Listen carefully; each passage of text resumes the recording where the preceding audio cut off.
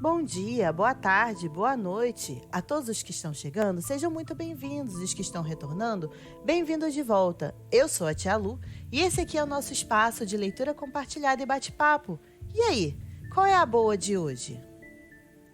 Olá, pessoa querida que está aqui me dando a honra de compartilhar mais esse momento de leitura com você. A boa de hoje é mais um trechinho de A Coragem de Ser Imperfeito, de Brené Brown. Hoje a nossa parte 23, eu e a minha colinha de sempre, vocês já sabem, né? Arsenal contra a vulnerabilidade. Então, bora para a nossa leitura? Bora para a nossa leitura. Deixa eu trocar a tela aqui. Isso, muito bem, Luciana. Então, vamos lá.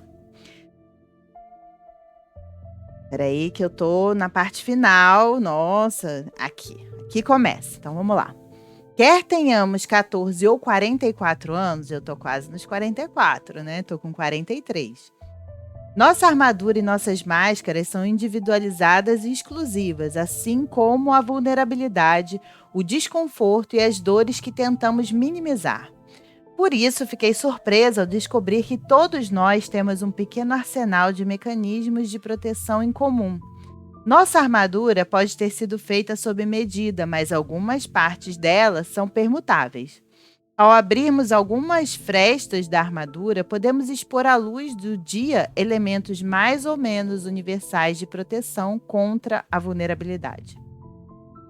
No meu trabalho, máscaras e armaduras são as metáforas perfeitas para as ferramentas que usamos no intuito de nos protegermos do incômodo da vulnerabilidade.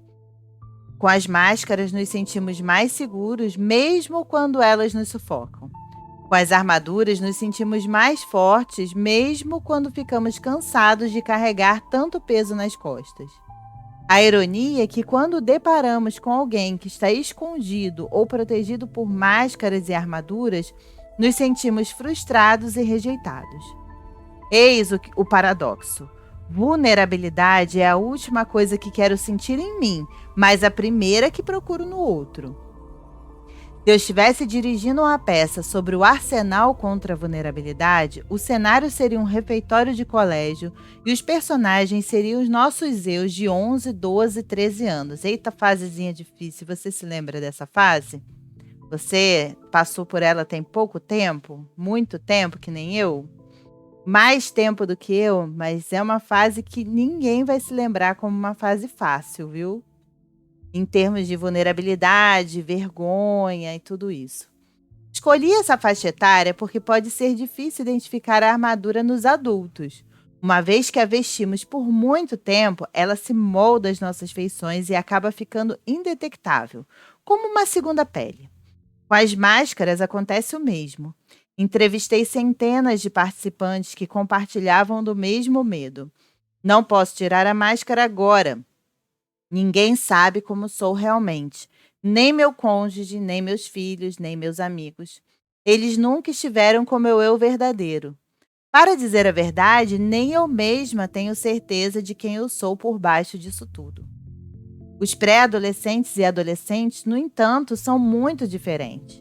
É no ensino fundamental que a maioria de nós começa a tentar novas e diferentes formas de proteção. Nessa tenridade, a armadura ainda é estranha e desconfortável. As crianças são desajeitadas em seus esforços para esconder o medo e a dúvida, o que torna mais fácil para os observadores enxergar quais armaduras elas estão usando e por quê. E dependendo do nível de vergonha e medo, a maioria das crianças ainda tem que ser convencida de que o peso da armadura ou a natureza sufocante da máscara são dignos desse esforço. Elas vestem e tiram as personas e proteções sem hesitação, e às vezes na mesma sequência de frases. Eu não me importo com o que aquelas pessoas pensam, elas são idiotas, essa festa é idiota. Você pode ligar para a mãe das minhas amigas e descobrir que roupas elas vão vestir? Tomara que me convidem para a festa. Quer dizer, uma sequência do que isso tudo é idiota, mas ao mesmo tempo, em seguida, eu quero fazer parte disso. Né? É a negação de que aquilo é importante, primeiro, né? E depois o desejo de fazer parte do grupo. É muito... Eu que trabalho, né, bem com essa faixa etária aí de 11, 12, 13, minhas últimas turmas tinham essa faixa, né? sexto ano e oitavo ano que eu pegava, além de adultos, né? Então é bem isso, né? Ah, isso é uma coisa idiota. E no segundo seguinte, eu quero fazer parte. Falando por experiência própria, o mais difícil de criar uma filha no ensino médio é ter que ficar cara a cara com a estudante desajeitada e de mãos suadas de nervosismo que ainda mora dentro de mim. Meu instinto na época era baixar a cabeça e correr, e ainda sinto esse impulso palpitando em mim quando Ellen está passando por alguma dificuldade. Eu era estudante que fazia afronta, sabe? Do tipo, na minha época era meio afrontoso pintar a unha de azul, de preto, vamos dizer, há 30 anos, né? Era uma coisa assim, oh meu Deus, hoje em dia é uma bobagem, né?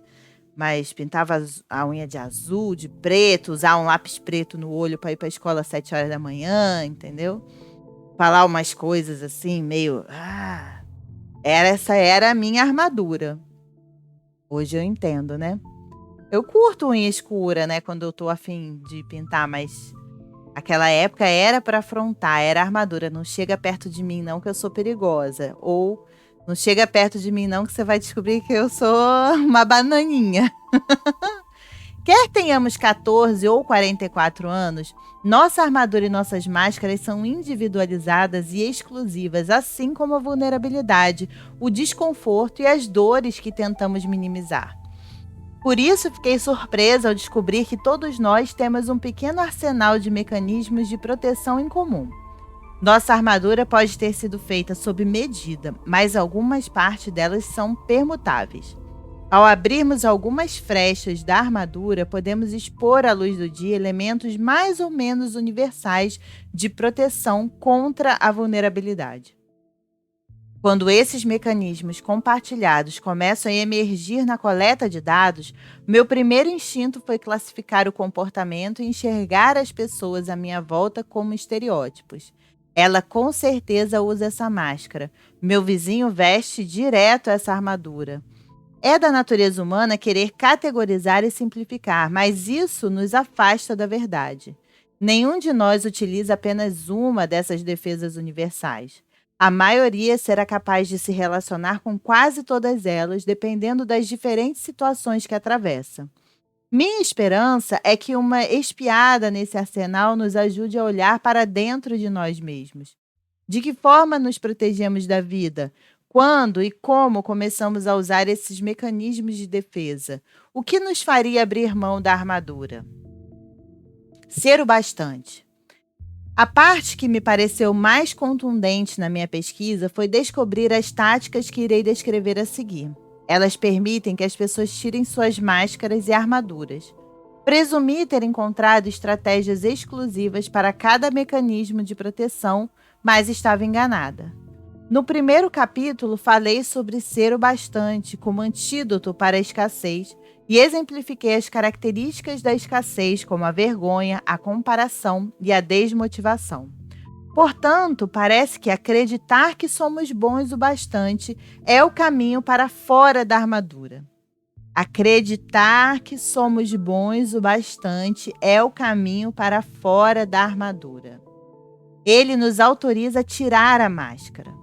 Com este senso de ser o bastante, foca nessa frase. Se você puder, escreve numa folha de papel sulfite e cola assim com imã de geladeira na sua geladeira. Eu sou o bastante. Vem a aceitação do próprio valor, dos limites e do envolvimento com a vida. Isso está no âmago de todas as estratégias adotadas pelos participantes da pesquisa para se libertarem de suas armaduras. Eu sou o bastante, dignidade versus vergonha, já chega, limite versus vontade de vencer sempre comparação, mostrar-me, assumir riscos e deixar que me vejam é o bastante, envolvimento versus desmotivação. E eu fico pensando que muitas vezes essa coisa do eu sou o bastante pode ser mal interpretado, mas como o que diz assim, se você é o bastante, você não precisa mais evoluir. Quando, na verdade, a nossa tendência é sempre achar que por mais que a gente se esforce e a gente evolua, a gente não é bom o bastante. Então, para chegar nesse extremo oposto de que, já que eu sou bastante, eu não preciso evoluir mais nada, é uma gangorra, assim, muito forte. A nossa tendência é sempre para o outro lado. A gente se esforça um monte e não se acha bom o bastante. Então, é pra gente dizer, se olhar e dizer, eu tô fazendo o meu melhor e isso é o bastante. Eu sou bastante, eu sou bom bastante, porque eu estou fazendo o meu melhor. É para unir essas duas coisas, é para mudar essa segunda parte, entendeu? Não precisa ter medo assim, eu sou bastante e vou virar um poço de arrogância.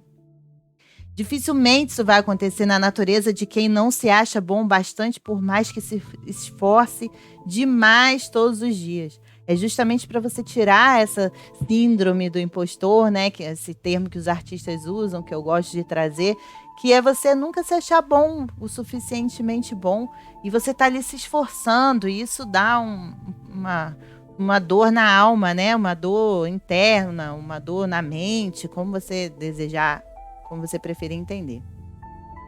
Todas as pessoas que entrevistei a esse respeito falaram de suas dificuldades em relação à vulnerabilidade. Ninguém é capaz de abraçar a transparência e a vulnerabilidade sem reservas, hesitação ou medo. Quando se trata de incertezas, riscos e exposição emocional, o que mais escutei foram relatos de pessoas tentando vestir algum tipo de armadura antes de finalmente se entregar. Meu primeiro instinto é pontinho, pontinho, pontinho, mas isso nunca funcionou, por isso agora eu, pontinho, pontinho, pontinho, isso mudou minha vida. Passei anos, pontinho, pontinho, pontinho, até que um dia eu tentei pontinho, pontinho, pontinho, e isso fez meu casamento ficar mais fortalecido. E é justamente você trocar as práticas, né, que te resguardam, que te blindam, e se expor mais para o mundo, né? Essa própria coisa de lidar com a internet aqui, como antes, né? Fazendo live na outra plataforma, aqui gravando vídeo, fez eu lidar com essa vergonha que eu tinha de fazer as coisas de forma não perfeita. Eu sempre tive um problema, eu costumo comentar isso com as pessoas mais íntimas, agora vamos abrir aqui no espaço do YouTube, né? Que era fazer qualquer coisa na frente ou para mostrar para alguém que eu sei que faz aquela coisa melhor do que eu. Ainda não é 100% suave e tranquilo para mim, não. Mas qualquer coisa, desde um paninho de crochê até dirigir, né? Qualquer coisa junto com uma pessoa, tipo assim, dirigir eu e minha sogra, que tem muito mais experiência do que eu na direção. Me dá ainda um negocinho. Eu preferia que fosse ela dirigindo, entendeu? Se ela estiver no banco do carona, me dá um negocinho, mas a gente vai. Então, lidar na internet, né, expor a naturalidade, que tem erros, né, na natureza humana, a gente erra, a gente lê errado, tem que voltar, a gente faz vídeo sem áudio, tem que regravar. Todas essas coisas foi uma forma de lidar com essa coisa de estar vulnerável, que para mim sempre foi uma dificuldade, visto que eu tinha essa armadura aí do se afasta de mim que eu sou perigosa. Era justamente, se afasta de mim para você não descobrir o quanto que eu tenho aqui, quanto que eu sou vulnerável. Então, é isso, gente. A gente precisa fazer esse exercício. É libertador ao mesmo tempo, mas é uma longa estrada, devo dizer. Recentemente, fiz uma palestra sobre vulnerabilidade para 350 pessoas, entre as quais oficiais da SWAT, policiais que acompanham presos em liberdade condicional e carcereiros. Um oficial da SWAT se aproximou de mim depois da palestra e disse: "O único motivo de termos escutado é que você é tão ruim em se abrir e se mostrar quanto nós. Se não tivesse a mesma dificuldade para lidar com a vulnerabilidade, nós não confiaríamos em nada do que disse." Eu não só acreditei nele, como concordei inteiramente. Confio nas estratégias que descrevo aqui por duas razões. A primeira é que os participantes da pesquisa que as compartilharam comigo combatem os mesmos gremlins e as mesmas inseguranças e dúvidas que todos nós enfrentamos. A segunda razão é que eu pratiquei essas táticas em minha vida e sei que elas não são apenas agentes de mudança, elas são boias salva-vidas. As 3 formas de escudo que eu vou mostrar são o que chamo de arsenal universal contra a vulnerabilidade, porque descobri que todos nós as incorporamos de algum modo em nossa armadura exclusiva e pessoal. Elas incluem a alegria como mau presságio, aquele temor repentino e paradoxal que reprime qualquer felicidade momentânea. Sabe, quando você está vivendo um momento de muita felicidade, você diz: "Ah, mas felicidade dura pouco, ó, vai acontecer alguma coisa, porque não é possível que eu estou sendo tão feliz". Sabe esse sentimento? Pois é. A alegria como mau presságio. Se tá tudo muito alegre é porque vai vir bomba em seguida. Nem sempre, gente. Às vezes só vem um dia comum. O perfeccionismo, ou acreditar que fazer qualquer coisa com perfeição significa que você nunca passará vergonha. Culpada. Com essa coisa de não gostar de fazer nada na frente ou perto, ou para mostrar para alguém que faz aquilo melhor do que eu. Inclusive, meu TCC da pedagogia tá aí para ser escrito um pouco por causa disso.